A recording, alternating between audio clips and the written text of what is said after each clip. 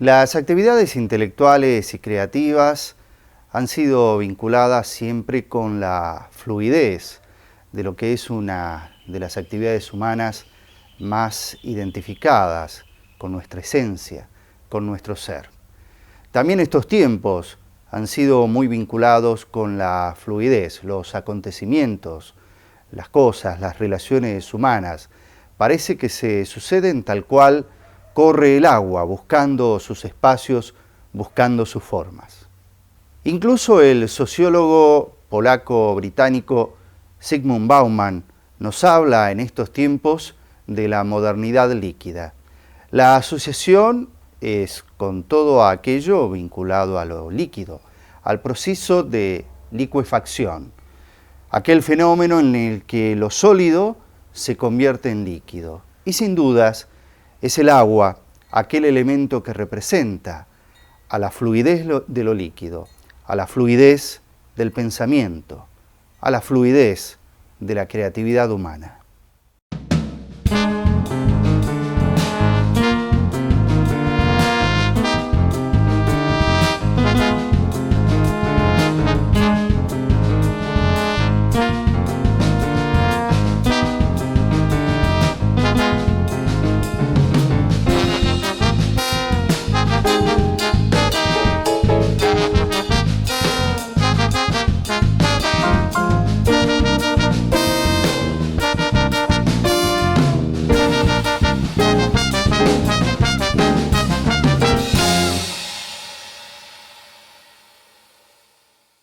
Mario Vázquez es médico, es psiquiatra, es analista y es también un literato.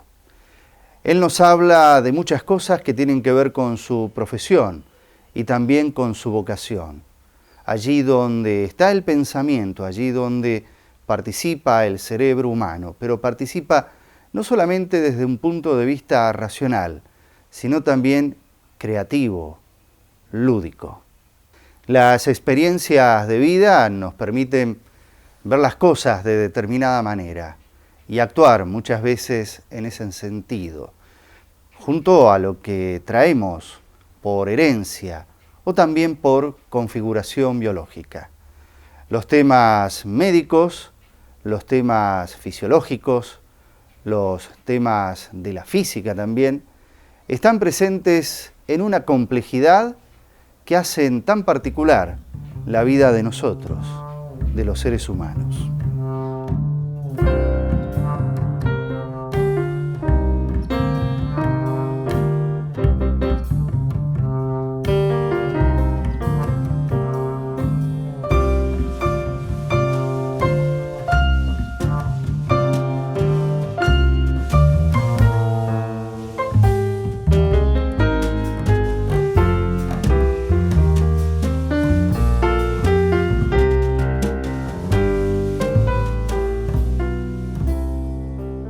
Empezó con la decisión de ser médico.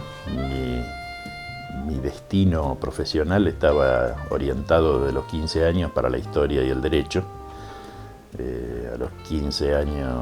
A los 16 años fundé en Buenos Aires un instituto de estudios históricos, el Instituto de Estudios Históricos Cornelio de Saavedra. Entre los 15 y los 19 años di 19 conferencias de historia, fui el miembro más joven del Instituto Nacional Sanmartiniano en aquella época. Y 15 días antes de inscribirme en la universidad me agarró el arrechucho y entré en medicina, cuando nadie pensaba en que yo podía dedicarme a la medicina. Ese fue el primer gran quiebre. Tiene que ver con la muerte muy joven de mi padre, ¿no? Mi viejo profesor de historia y profesor de humanidades en aquella época murió a los 45 años, cuando yo tenía 13. Y de algún modo la elección de la medicina fue no continuar su camino, que era el de la historia y el derecho, y hacer un intento simbólico de salvarlo, de rescatarlo de la muerte. Yo creo que justamente por eso mi primera especialidad fue terapia intensiva. Yo hice terapia intensiva durante un tiempo. Después llegó el episodio de la Guerra de Malvinas, mi convocatoria como subteniente de la reserva para atender heridos de guerra en el frente, y a partir de ahí viene la segunda revisión de mi propia historia personal, a partir de la muerte de mi viejo, criado en una casa con 8 mujeres y el único varón, y no casualmente me dediqué a la ginecología. Durante unos años fui ginecólogo, de ahí a la sexología por los trastornos sexuales de la mujer había un paso, y de la sexología a la psiquiatría otro paso, y así recalé finalmente en la psiquiatría como especialidad.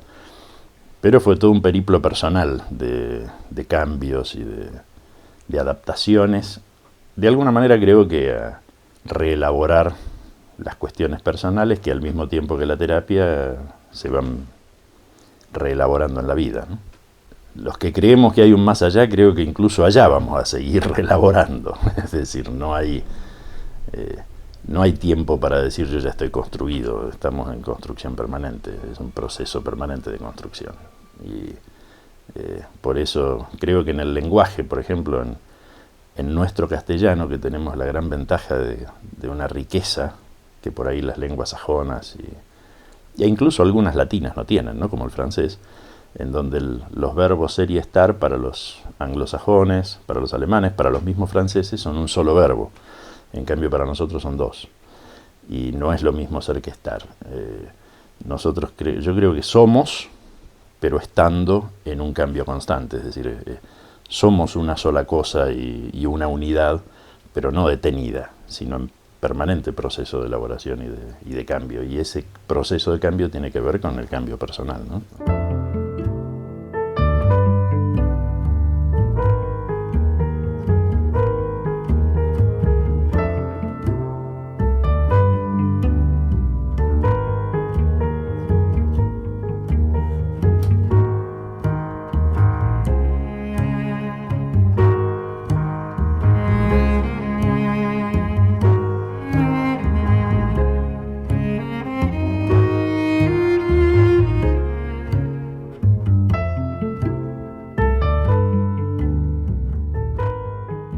El otro día estábamos charlando del choque entre Darwin y Lamarck y la evolución biológica, que es lenta, ligada a la genética, progresiva, y la gran evolución que ha tenido el hombre en muy poco tiempo visto desde el punto de vista histórico evolutivo, ¿no? Es decir, no en millones de años, sino en 7.000, 8.000, 10.000 años, el hombre ha hecho un salto evolutivo impresionante, que tiene más que ver con una idea lamarckiana de que la evolución no se da solamente por el cambio biológico lento darwiniano, sino por el aprendizaje, y nuestro cerebro se especializó en aprender y en hacer aplicaciones para las que todavía estamos en pañales desde otro ángulo. Es decir, la inclusión en el mundo natural que tiene cualquier especie animal es una inclusión que ha llevado millones de años de evolución, peligros de desaparición y una adaptación muy lenta, pero armónica con el medio. En cambio nosotros en 10.000 años hemos roto ese molde y creo que estamos pagando las consecuencias ahora, ¿no? La Gestalt fue y es una de las escuelas más apasionantes y más básicas en el desarrollo del pensamiento psicológico, especialmente en las últimas décadas, ¿no? Las últimas 30 o 40 años. Es el emblema o la banderada del tercer movimiento de pensamiento psicológico, ¿no? El primero fue el conductismo, con Watson y compañía, el segundo fue el psicoanálisis con Freud, y el tercero, que involucra toda una serie de escuelas muy heterogéneas, de cuestionamiento al conductismo y al psicoanálisis, con componentes existenciales, de búsqueda de trascendencia y de entender el pensamiento no como una cuestión simplemente mecánica como era el conductismo inicial, ni como una cuestión medio esotérica del inconsciente y todas estas leyes distintas de la regulación del organismo. Y la Gestalt viene justamente a hacer ese planteo que es revolucionario en la década del 60 y poco entendido a veces desde los ámbitos incluso hasta académicos, todavía hoy, pero que ha sido refrendado por las neurociencias. Es decir, nuestro cerebro no piensa y siente psicológicamente de una manera distinta y con distintas reglas de cómo regula y siente nuestra vida biológica y orgánica. Nuestro cerebro es uno solo y actúa de la misma manera en los dos ámbitos. Y esto lo decía la Gestalt desde el comienzo, poniéndose en la vereda enfrente del psicoanálisis, que planteaba una serie de leyes o de regulaciones y de explicaciones de los procesos inconscientes y demás, totalmente alejadas, con una especie de neoplatonismo del mundo biológico.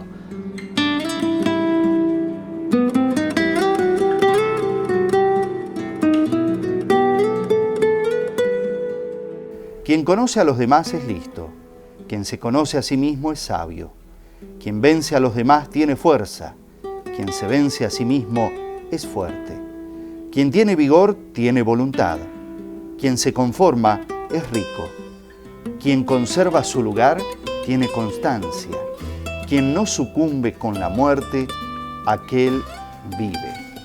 En todo el mundo no hay nada más blando que el agua, pero en su forma de destruir lo duro, nada la iguala.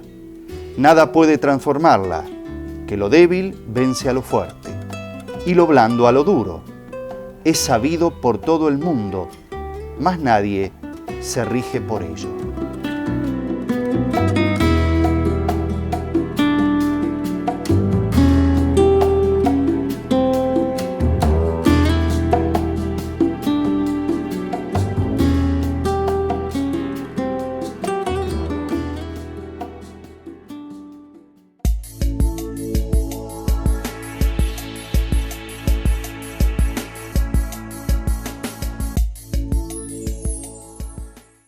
Megas, 2 muy buenas razones. 54 pesos con 90, el mejor precio y la mayor velocidad. Atención personalizada, mesa de ayuda, sorteos mensuales. Pedí Express al 431-1600 y en 24 horas te lo conectamos, así de fácil. Express banda ancha, internet de Cable Express. El resumen informativo de la semana en 30 minutos con la actualidad. Síntesis de noticias, los sábados a las 12:30 por Canal 4.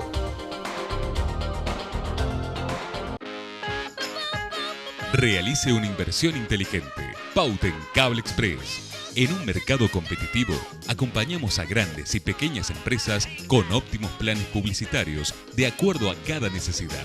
Solicite un asesor al 431-1112, interno 3 y llegue a miles de hogares salteños.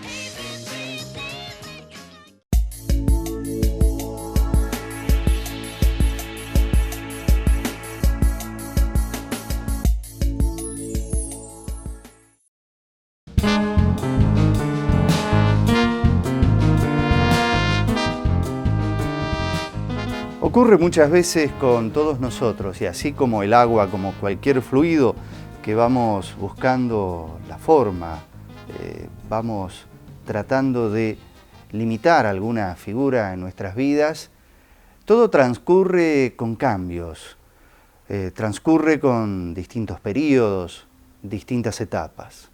De pronto decidimos hacer determinadas cosas que tal vez estaban latente en nuestra cotidianeidad, pero damos pasos que resultan trascendentales, y algunas veces esos pasos tienen que ver con alguna parte de nuestra historia. Así le pasó a nuestro entrevistado, que llega a Salta ya en el siglo XXI y decide comenzar a publicar, revisando lo que fueron sus obras, que quedaban un poco como para él mismo, pero dando lugar a la luz, a poder llegar a ventilar sus creaciones ante un público.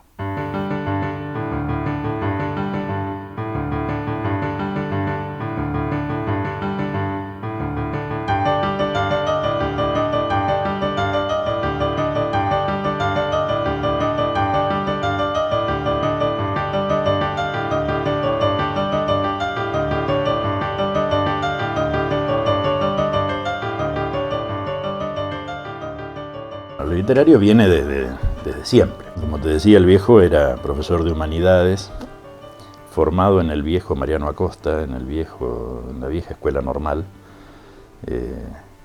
con un un gusto y un placer histórico, ¿no?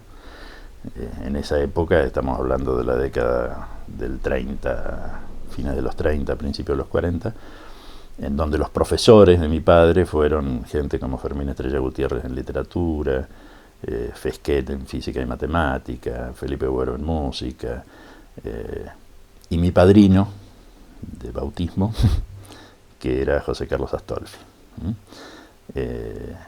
A partir de todo ese movimiento de mi viejo, en casa los cuentos de hadas eran la mitología griega,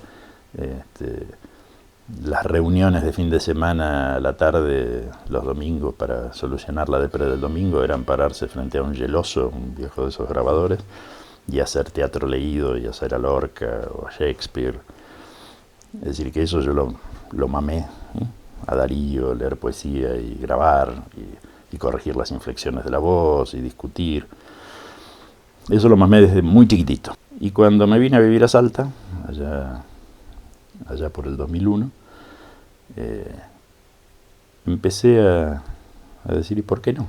¿Y por qué no? Por ahí, bueno, así como ha llegado el momento de muchas otras cosas, fue un momento clave también, otro de los momentos bisagra y de cambio en mi vida, cambio geográfico y también cambio de actitud ante muchas cosas.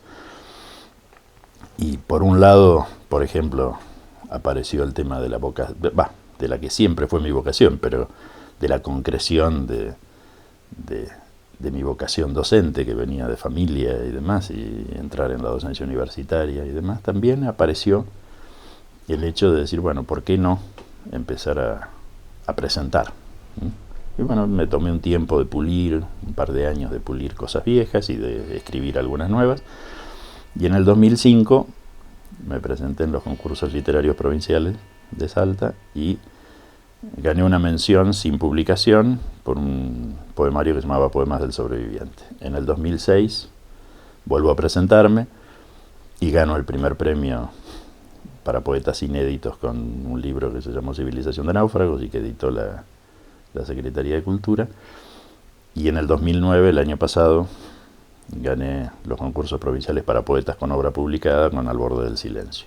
El poeta tiene una mirada acerca de la realidad distinta y es una mirada justamente con un pensamiento desde lo neurocientífico de nuestro hemisferio derecho, de nuestro hemisferio cerebral derecho, un pensamiento no lógico, no racional, sino analógico, mágico, que permite una síntesis y un sincretismo muy especial de todo el conocimiento, y por eso, si uno busca y rebusca, encuentra en las producciones literarias de los grandes poetas de todos los tiempos anticipaciones incluso hasta científicas extraordinarias, ¿no? Que uno lee Shakespeare y se sigue maravillando, por ejemplo, de su actualidad después de 400 años o 500 años.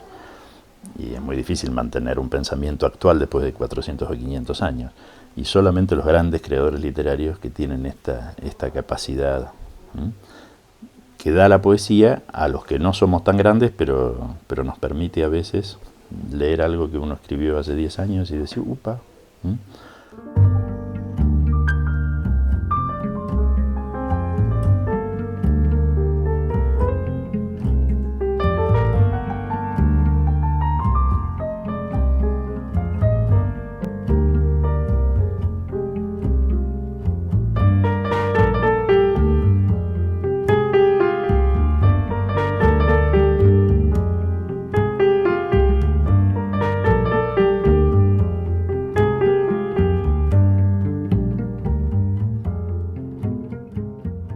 Yo creo que todos nacemos poetas, de algún modo, ¿no? Neurocientíficamente, nuestros dos hemisferios cerebrales están especializados. Esto no es, como decíamos, 1 más 1 es 2, ¿no? No es que un hemisferio haga una cosa y otro haga otra, pero hay una especialización. Se ha descubierto esto, le valió a Sperry el premio Nobel de Medicina, este descubrimiento de que nuestro hemisferio izquierdo, nuestro hemisferio cerebral izquierdo, está especializado en digamos, el pensamiento del modelo positivista, ¿no? El pensamiento lógico, el pensamiento matemático, la razón, el pensamiento lineal, el descubrimiento de las causas-efectos, todo lo que teóricamente es o era, en el viejo paradigma, las funciones cerebrales superiores. El hemisferio derecho, en cambio, es el hemisferio poético, es el hemisferio intuitivo, es el de la intuición, la emoción, la síntesis, el descubrimiento o el pensamiento holístico, la imaginación. Cuando nacemos, nuestro cerebro, por un problema de mielinización, funciona casi exclusivamente con su hemisferio derecho. Por eso los chicos tienen esas cosas tan extrañas que nos sacuden a todos, y esos conocimientos de la realidad maravillosos, que son así como un satori oriental, ¿no? Ese despertarse, que son maravillosos y que no tienen una explicación racional ni una explicación lógica, porque no piensan con el hemisferio izquierdo. El hemisferio izquierdo empieza a desarrollarse mucho después. Empieza a tomar control de la situación y preeminencia con la aparición del lenguaje, y especialmente en la etapa de la pregunta de los por qué, que es la pregunta clásica del hemisferio izquierdo. Yo creo que, hablando de esto del hemisferio derecho, los burros necesitamos zanahorias, ¿sí? Y yo no sé si podemos llegar a conocernos o no, pero que necesitamos la zanahoria de que es posible alcanzarlo, ese conocimiento, creo que sí es necesario. Necesitamos ponernos en nuestra vida zanahorias adelante para seguir caminando. Y aunque sea imposible, vale la pena, ¿no? Pensar que alguna vez podremos llegar a conocernos. Esta es una aspiración del hombre desde siempre, y bíblicamente Pablo decía que realmente nos vamos a conocer cuando lleguemos a conocer a Dios, porque vamos a ser como Él porque le veremos cara a cara. Es decir, la idea de que esa es una aspiración que en algún momento va a llegar, pero que está tan lejana que está en otro mundo, no en este. Y yo creo que algo de eso hay, ¿no? Creo que vale la pena la zanahoria, y creo que es cierto eso de que en algún momento vamos a llegar, pero que la gracia no está en llegar, la gracia está en el proceso, como todo en la vida, ¿no? Lo verdaderamente interesante no es el final del camino, es el camino. Y en el camino del conocimiento lo interesante es transitar el camino, no llegar al final, porque además todo conocimiento es provisorio, todo conocimiento es nada más que un paso hacia un conocimiento mayor, así que siempre es camino, no hay fines. Entonces transitar los medios y transitarlos de la mejor manera y de la manera más gozosa y ética posible, creo que es el verdadero camino.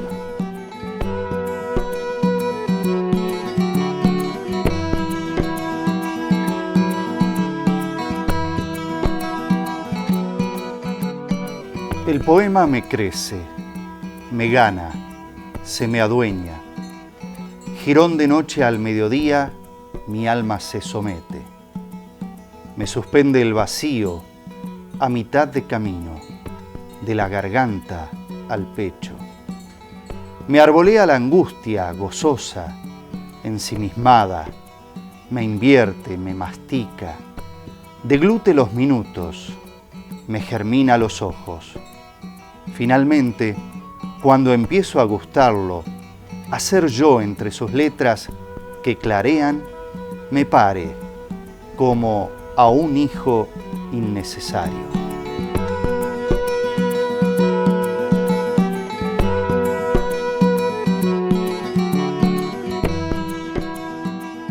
Es muy interesante proponer un ejercicio, observar nuestras vidas, mirar hacia nuestro pasado, entender si hubieron etapas, si hubieron acontecimientos que incidieron en los pasos que hemos luego nosotros dado. Será muy interesante también proyectar hacia el futuro, admitir que nuestras vidas, así como el agua, puede fluir, pero de esa fluidez nosotros también somos protagonistas, pero somos principalmente responsables. Admitir que nuestra vida es una experiencia única y que vale mucho la pena ser un intérprete también de lo que nosotros hacemos, con nuestra inteligencia, con nuestra voluntad, con nuestra creatividad. Que viva la vida.